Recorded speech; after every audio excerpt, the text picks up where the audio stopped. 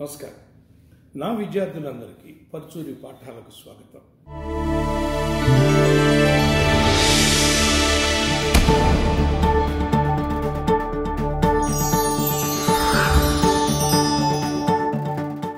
ఈ రోజున నందమూరి బాలకృష్ణ గారి డాకు మహారాజ్ జనవరి 12వ తారీఖున ఈ చిత్రం రిలీజ్ అయ్యి మంచి పేరు తెచ్చుకుంది, మంచి డబ్బులు కూడా చేసింది. ఇవన్నీ మనం ఇప్పుడు చూస్తాము.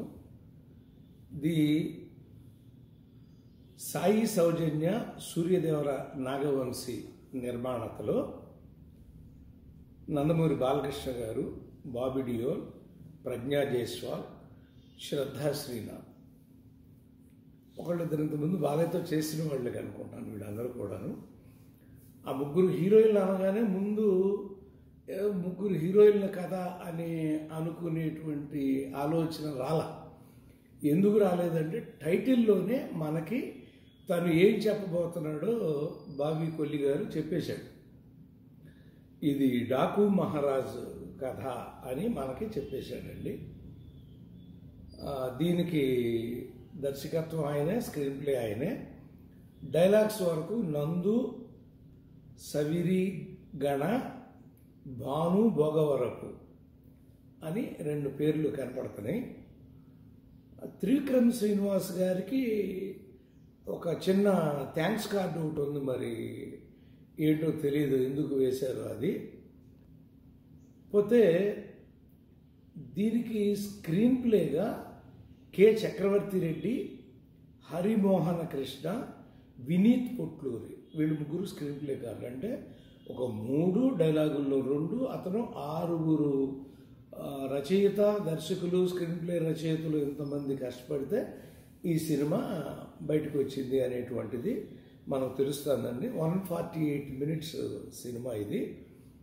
ఇక్కడ 2 చోట్ల 2 రకాలుగా కనపడిందండి. 100 కోట్లు అయితే 115 అని ఒక దాంట్లో ఇచ్చారు. ఇంగ్లీష్ దాంట్లోనేమో 115 నుంచి 165 కోట్లు అని ఇచ్చారు. డెఫినెట్గా సినిమా తన డబ్బులు తను చేసి ఉంటుంది అనేది కథాకథనాలు చూస్తుంటే అర్థమైందండి. నాకు మాత్రం మేము రచించిన 2 సినిమాలు, 2 3-4 కూడా గుర్తొచ్చినాయి. 2 అయితే బాగా గుర్తొచ్చినాయండి. ఒకటి రౌడీ ఇన్స్పెక్టర్.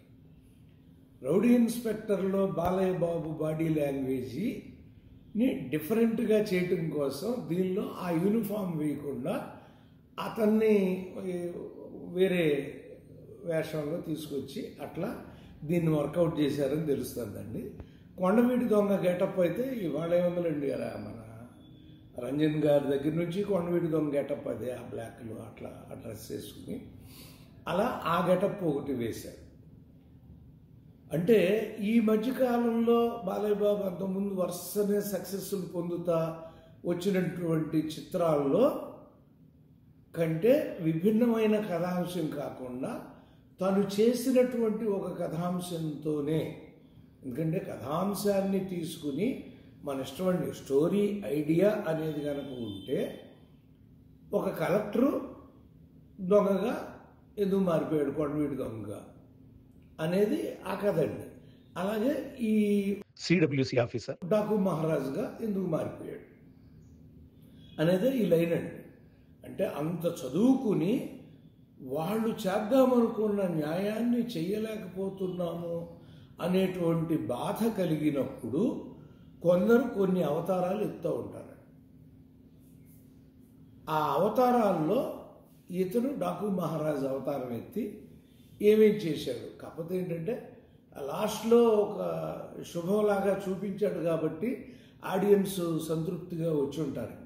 లేకపోతే అంత అద్భుతంగా అతను చేయగలిగినప్పుడు రౌడీ ఇన్స్పెక్టర్లో మీకు తెలుసు ఎలా చేశాడు, ఆడుకున్నాడు మొత్తం విలన్స్తో బాలయ్య బాబు ఆడుకున్నాడు. అలా ఈ సితారా ఎంటర్టైన్మెంట్స్ ద్వారా వచ్చిందండి ఇది. ఇక్కడ సూర్యదేవర నాగవంశీ, సాయి సౌజన్య అని కూడా నిర్మాతలుగా మళ్ళీ ఇందాక మనం చెప్పుకున్నట్టు వాళ్ళిద్దరు కూడా ఇక్కడ ఉన్నారండి వాళ్ళు. సో ఇందులో మనం ఒక మాస్ హీరో సినిమా ఎలా స్టార్ట్ అయితే ఆడియన్స్కి బ్రహ్మాండంగా అనిపిస్తుందో అలా నిప్పుల్లో నుంచి బాలయ్య బాబు ఇంట్రడక్షన్ రావడం ఒకే ఒక మాట అన్నాడండి, లార్డ్ ఆఫ్ డెత్ అన్నాడు. అంటే ప్రాణాలు ఇచ్చే దేవుణ్ణి కాదురా నేను, తప్పు చేసిన వాళ్ళ ప్రాణాలు తీసే దేవుణ్ణి అన్న అర్థంలో ఆ మొక్క ఇవ్వగానే సినిమా ఏంటో మేధావులకు అర్థమవుతుందండి. కామన్ ఆడియన్స్కి అర్థం కాదు, కానీ మేధావులు అనేవాళ్ళు ఎవరికైనా సరే ఆహా ఇతను చాలా ఒక ప్రక్షాళన చేయదలుచుకున్నాడు. ఇప్పుడు ఇదంతా ఎక్కడి నుంచి వస్తుందండి? ఇన్స్పిరేషను శ్రీకృష్ణుడి దగ్గర నుంచే వస్తుందండి. ఆయన్ని మనందరం భగవంతుడిగానే చూస్తాం, కానీ ఆయన ఎంతమంది నిర్మూలన కారణం అయ్యాడో మీ అందరికీ తెలుసు. ఆయన కోరుకుంటే ఆ యుద్ధాన్ని ఆపగలడు, భీష్ముడు కోరుకుంటే ఆపగలడు, ద్రోణుడు కోరుకుంటే ఆపగలడు, ధర్మరాజు కోరుకుంటే ఆపగలడు, దుర్యోధనుడు ఆపడండి, కానీ వీళ్ళందరూ ఆపగలరు, ధృతరాష్ట్రుడు ఆపగలరు. కానీ ఎక్కడో లోపల ఈ రాజ్యం మొత్తం నా కొడుకు వచ్చేస్తుంది, వాళ్ళు వెళ్ళిపోతారనేటువంటి చిన్న పేరాశ, దురాశ ఆయన హృదయంలోకి వచ్చింది. అట్లా ఆ పాత్రలన్నీ కూడా మనకు అక్కడి నుంచి ఇన్స్పిరేషన్ వస్తూ ఉంటాయి, మీ అందరికీ తెలిసినటువంటి విషయమే. అలా అలా నిప్పులోంచి కూడా, అంటే ఆ దర్శకుడు యొక్క బాబీ గారి తెలివితేటలండి. ఆయన కొండమేంచి దూకినట్టు చూపించవచ్చు, మోటార్ సైకిల్ కారు అలా వచ్చేసి చూపించవచ్చు, నిప్పులోంచి చూపించాడంటే ఇతను అగ్ని పునీతుడు. ఎవరైనా సరే మనం ఎందుకంటే హోమాలు అవన్నీ చేస్తాయి, ఆ ఎదురుగా కూర్చుని మనం హోమాలు చేసేప్పుడు కూర్చుంటే ఆ అగ్ని మనని పునీతం చేస్తుంది అని ప్రజలు నమ్ముతారు. అది అగ్ని పునీతుడు అనేటువంటి ఒక అద్భుతమైనటువంటి అంశం. బాలయ్య పాత్రని ఎలివేట్ చేయటానికి ఈ మాటల రచయితలు రాసినటువంటి కొన్ని మాటలు, ఎందుకంటే వాళ్ళకి కథా రచయితని మనం ఎక్కువ ఓని పొగడక్కర్లేదండి. ఎందుకంటే ఆల్రెడీ వచ్చిన అంశాన్ని తీసుకుని తను స్క్రీన్ ప్లే రాసుకున్నాడు, దాన్ని కొత్త అంశాన్ని సృష్టించలేదు బాబీ గారు. కానీ దీన్ని నిలబెట్టినటువంటిది ఏంటంటే మీరు అనుక్షణం మొదటి నుంచి చివరి దాకా మంచి మంచి మాటలు, మరి దానిలో బాబీ గారి హస్తం కూడా ఉండి ఉంటుందండి. అతను రాస్తాడని మాకు తెలుసు, డైలాగులు ఆయన కూడా రాస్తాడు, బాబీ గారు కూడా. అందుకని నాకు దుష్మనులు తక్కువ, ప్రాణాలిచ్చే అభిమానులు ఎక్కువ అంటే బాలయ్య బాడీ లాంగ్వేజ్కి రాసిన డైలాగ్ అండి. నిజం, బాలయ్య బాబుకి అభిమానులు ఎక్కువే కాదండి, బాలయ్య బాబుని చాలామంది అర్థం చేసుకుంటారు. మీకు ఒకసారి చెప్పాను నేను, ఆ ఎమోషన్ వెనకాల ఆ గుండెలో ఎంత మంచితనం ఉంటుందో అతనిది దగ్గరగా చూసిన వాళ్ళకి మాత్రమే బాలయ్య బాబు అర్థమవుతాడని ఒకసారి చెప్పాను మీకు నేను. అలా దాంట్లోంచి తీసుకెళ్తా ఇక్కడి నుంచి ఏంటంటే మనం చూస్తే ఎందుకు కథలో మాటలు వరకే వచ్చి కథలోకి ఎందుకు వెళ్ళలేదంటే మా భూమి దగ్గర నుంచి ఉందండి ఇది. జమీందారీ వ్యవస్థకి తిరుగుబాటు అంతే కదండి, మా భూమి అంతే. అలాగే మనం కూడా ఒక 150 రాసామండి, దానిలో కూడా ఆ నీటి కోసం పోరాటం, నీరు నీరు నీరు అని పాట ఒకటి వస్తుంది మనం. అలా నీటి కోసం పోరాటం ఇంద్రాలో కూడా ఉంటుందండి, అట్లాంటి వాటర్ కోసం కొంత పోరాటం, తర్వాత ఆయన వెళ్ళిపోవటం, అది వేరే కథండి. అలా సామాన్యంగా కథాంశాలు చాలా తక్కువగా ఉంటాయి, మనం ఎన్నోసార్లు చెప్పుకున్నాం.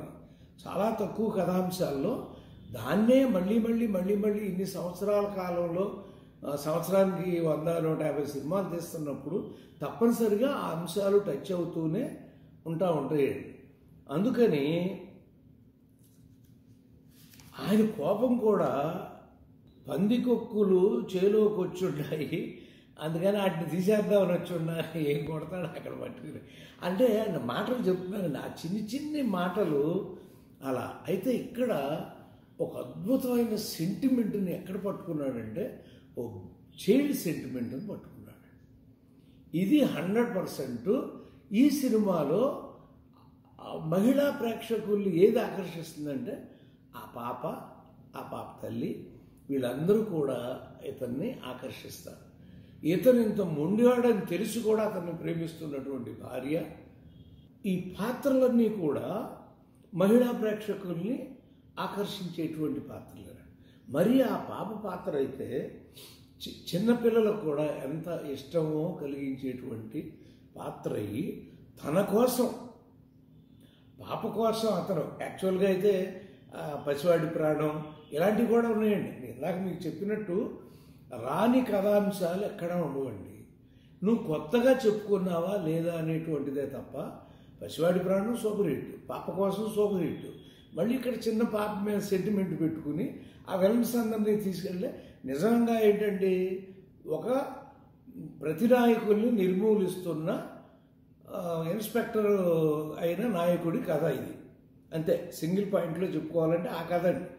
ఆ కథను అలా చెప్పకుండా అది ఎక్కడ దొరికిపోతారు అని బాబీ గారు స్క్రీన్ ప్లేతో ఆడుకుని ఎక్కడి నుంచి ఎటు వస్తున్నాడు మనకు తెలియనివ్వకుండా దాన్ని తీసుకుంటా ఒక అద్భుతాలని ఆవిష్కరించుకుంటూ వెళ్ళాడు. వీటన్నిటిలోకి కూడా మనం చూస్తే ఆ మాటలు చెప్పాను కదా, ఇంజనీర్ అంటే పైనున్న గంగను కిందకి దించే భగీరథుడు లాంటి వాడురా